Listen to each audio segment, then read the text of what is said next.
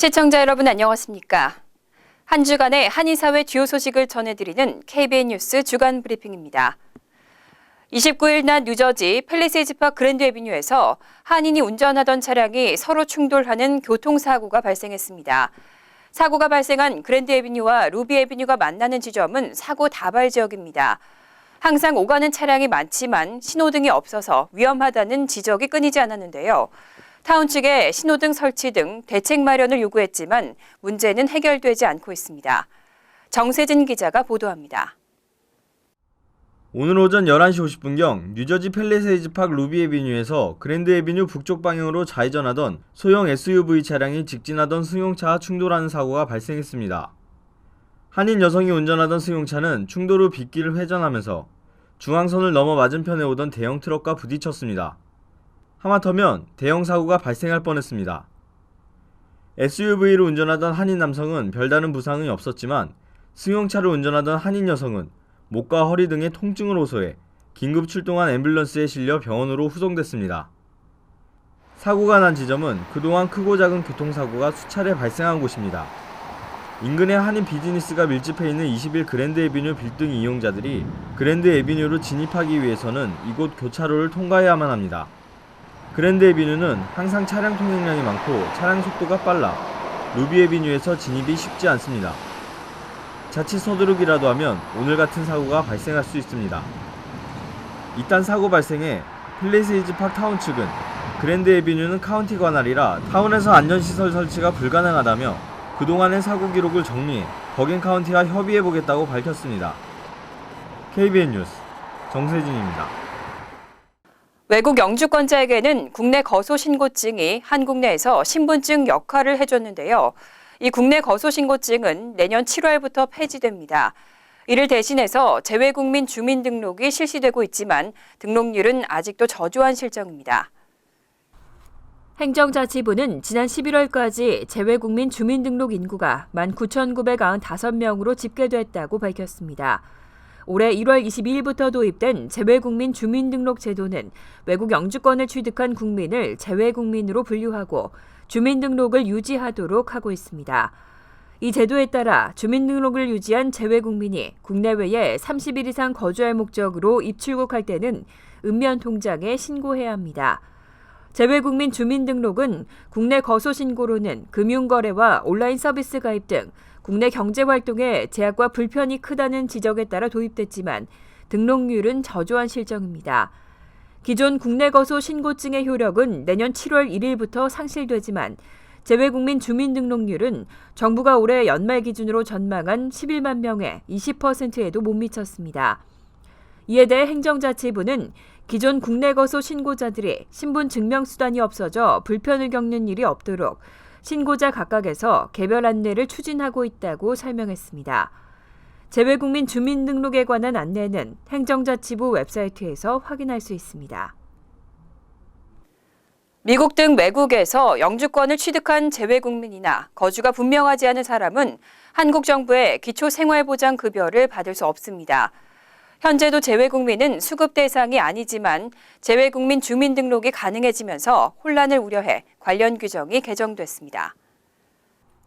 한국보건복지부는 29일 국민기초생활보장법 시행령 일부 개정안이 국무회의에서 의결 심의됐다고 밝혔습니다. 개정안은 국민기초생활수급 및 자격 단위인 개별 가구의 범위를 명확히 규정했습니다. 앞으로는 외국의 영주권을 취득했거나 영주할 목적으로 외국에 거주하면서 영주 귀국 신고를 하지 않은 사람, 거주지가 불분명한 사람은 수급 대상에서 제외됩니다. 복지부 관계자는 재외국민이 주민등록을 유지할 수 있도록 관련 법이 개정되면서 급여 대상 범위를 분명히 하고자 한 것이라며 기존에도 재외국민이나 거주 불명자에게는 기초생활보장급여가 지급되지 않았다고 설명했습니다. 개정안은 또 조사일 기준으로 과거 5년 내에 다른 사람에게 처분한 재산은 수급자의 재산으로 산정하도록 했습니다. 가족 간의 재산 양도나 처분 재산 은닉 등 부정한 방법으로 급여를 받는 것을 막기 위한 것이라는 설명입니다. 한편 오는 4월 실시되는 재외국민 선거 유권자 등록의 마감 시한은 50일도 남지 않았습니다. 그런데 뉴욕 일원 제외 유권자 등록률은 아직도 1% 선에 머물고 있습니다. 대책이 필요하다는 지적이 나오고 있습니다. 28일 뉴욕 총영사관에 따르면 지난 11월 15일 유권자 등록이 개시된 후 현재까지 총 1,357명이 등록을 마친 것으로 집계됐습니다.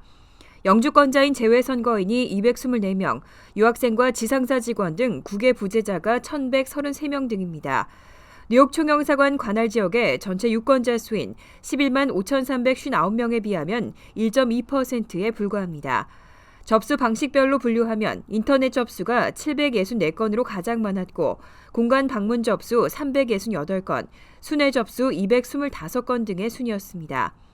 뉴욕 총영사관은 매 주말마다 대형 한인교회와 마트 등을 직접 방문하고 현장 접수를 실시하는 고육지책을 쓰고 있지만 그다지 큰 효과를 보지 못했습니다.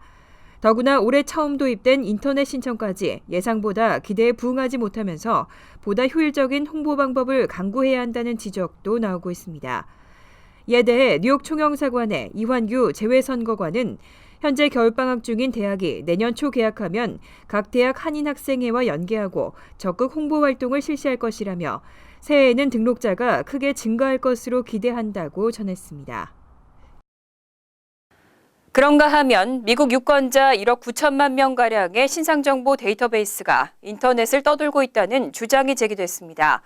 아무런 통제도 없이 다운로드가 가능했다고 하는데요. 금융 사기 등에 이용될 수 있다는 우려가 나오고 있습니다.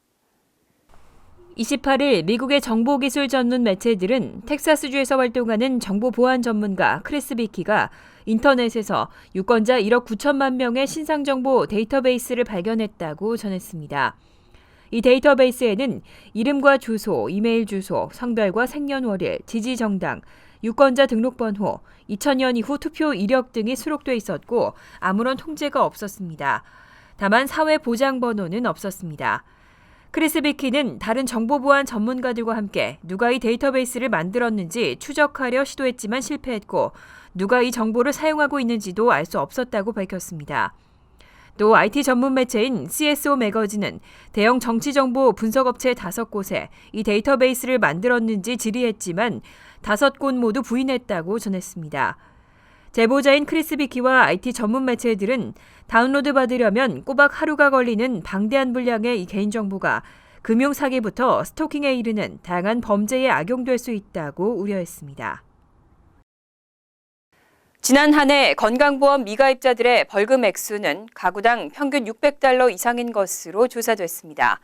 올해도 무보험자로 남을 경우에는 벌금이 평균 $1,000 수준으로 오릅니다. 지난달 시작된 2016년도 건강보험 플랜 신규 가입 및 변경 신청 기간은 내년 1월 31일까지 계속됩니다. 만약 내년에도 보험에 가입하지 않을 경우 미가입 벌금 액수는 올해에 비해 47%가량 증가할 것으로 추산됐습니다. 카이저 패밀리 재단이 공개한 조사 내용에 따르면 올 한 해 오바마 케어 플랜에 90일 이상 가입하지 않은 무보험자들은 가구당 평균 $661의 벌금을 물게 되는 것으로 나타났습니다. 만약 올해 건강보험 가입 시기를 놓쳐 내년에도 무보험자로 남을 경우는 벌금 액수가 가구당 평균 $969까지 인상됩니다.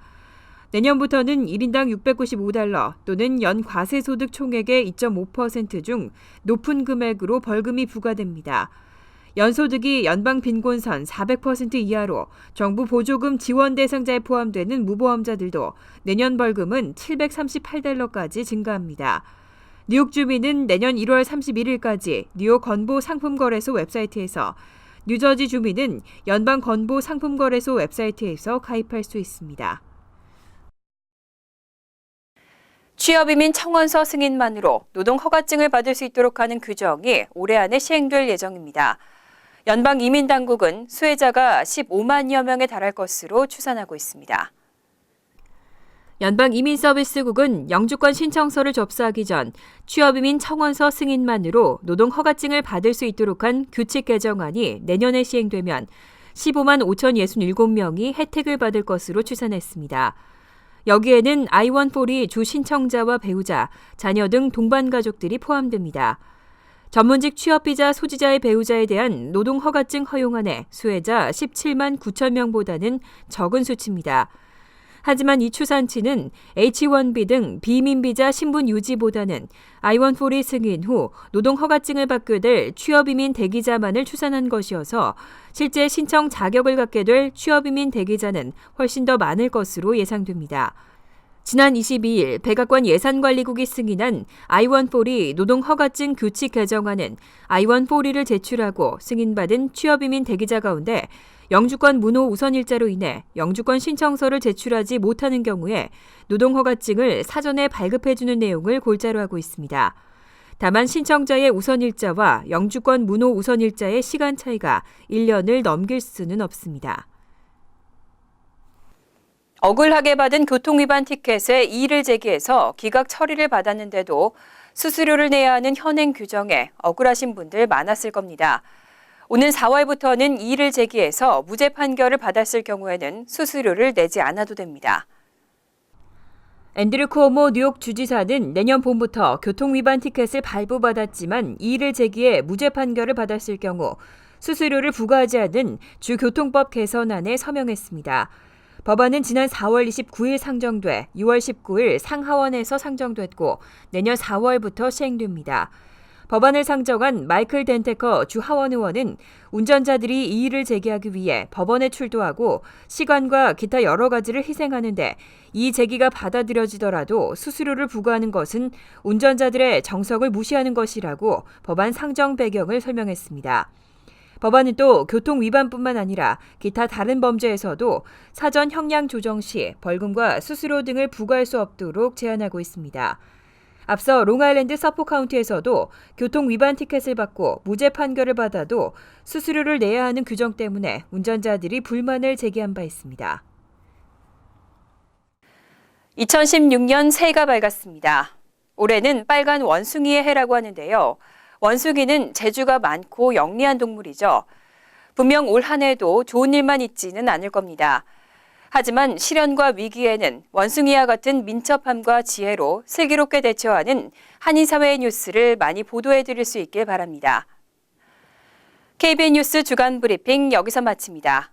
시청해주신 여러분 고맙습니다.